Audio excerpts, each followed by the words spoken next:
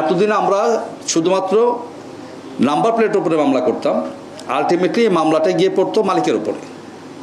কিন্তু আমাদের দেশে তো সেলফ ড্রাইভ একেবারে অনেক কম, তো গাড়িটা চালায় হচ্ছে চালক।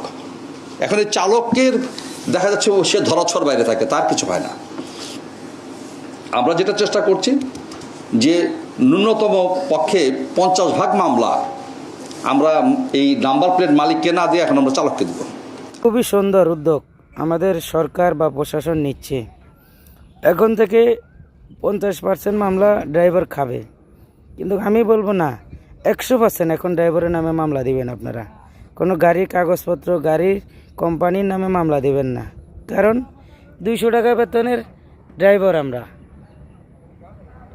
অ্যাক্টিভ মারলে পাই 200, আর মাস শেষে নামমাত্র 9000 বেতন।